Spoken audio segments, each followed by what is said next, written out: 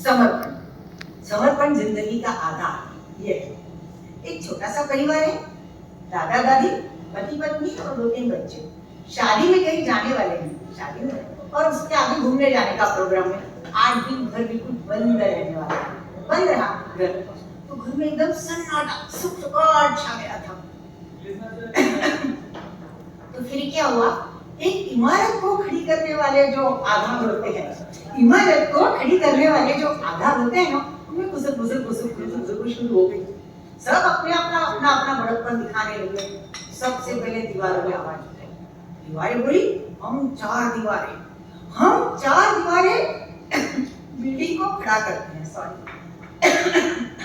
Building को खड़ा करते हैं, आधार देते हैं, खड़ा करते हैं, बिल्डिंग खड़ी करते हैं, आधार देते हैं। हाँ, हमारी सिर्फ इमारत बन ही नहीं सकती। बस रहने दो, अपने मुंह में उल्टू मत बनो, अपने मुंह में उल्टू मत बनो। मुझे मालूम है तुम दीवारें हो, इमारत खड़ी करती हो। कहीं सुना है ऊपर छत बगैर कोई इमारत बनी है?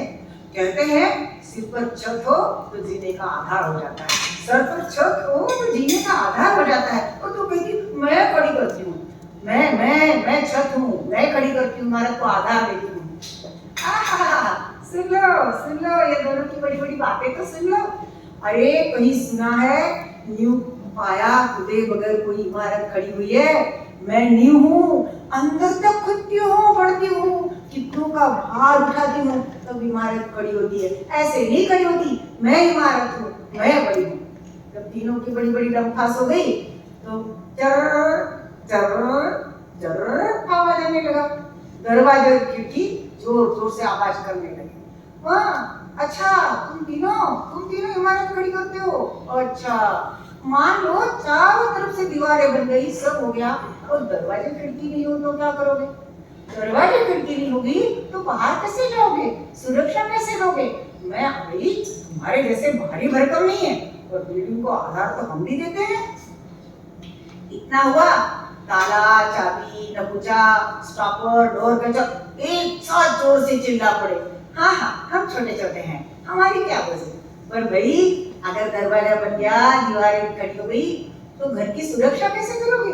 बाहर कैसे जाओगे?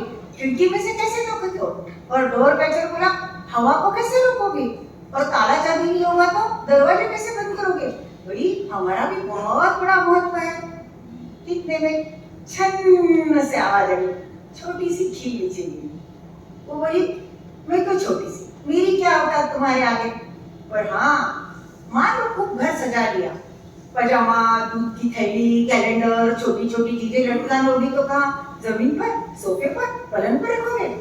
पर मैं मेरा महत्व नहीं कहती, मैं क्या कह रही हूँ ध्यान से सुनो।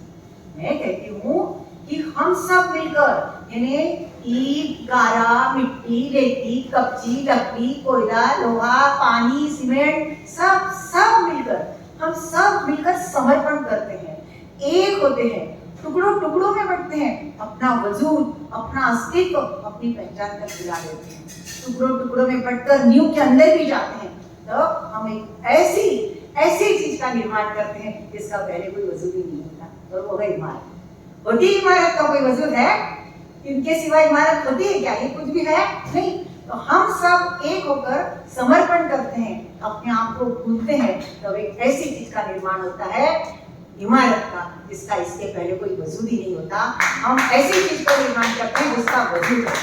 इससे भी बड़ा जब कोई इमारत बनती है, इमारत बन जाती है, तो 2 अनजान या परिचित स्त्री पुरुष एक घर बनाते हैं, वहां पर अपना सर्वस्व त्याग करते हैं, सर्वस्व त्याग कर अपनी पहचान मिलाकर वैसे हम बनते हैं, तब वो एक घर बनता है और दुनिया भर के रिश्तों का निर्माण होता है, उससे सारे रिश्ते बनते हैं।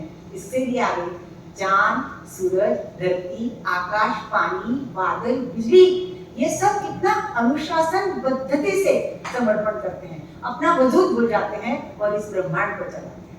यानी समर्पण सारे जीवन की नींव है, आधार है। बिना समर्पण के कुछ भी खड़ा नहीं हो सकता। आपके थाली में एक रोटी आती है, उसके कितने लोगों का उसमें समर्पण है। एक शर्ट, एक दूध पेन की शाई, एक छोटी सी सुई, कुछ भी हो, एक भी अगर उसमें की कड़ी टूट जाए तो कोई भी चीज का निर्माण नहीं हो सकता। तो समर्पण सबको जोड़ता है, समर्पण जरूरी है। पर अगर समर्पण के साथ इसमें एक भी गर्व आ गया तो फिर सब वही खलास हो जाता है। इसीलिए कहा है, लगते हैं हजारों के हाथ, लगते हैं हजारों के हाथ, तब होता है कोई काम। लगते हैं हजारों के हाथ, तब होता है कोई काम। पर सिर्फ इतना, पर सिर्फ इतना, कोई होता है पर्दे के पीछे तो कोई बन जाता है आफ्ताब। कोई होता है पर्दे के पीछे तो कोई बन जाता है आफ्ताब। और कोई यह न समझे मेरे यार, तू अकेला ही उठाता है सारा भार। और कोई यह न समझे मेरे यार, तू अकेला ही उठाता है सारा भार।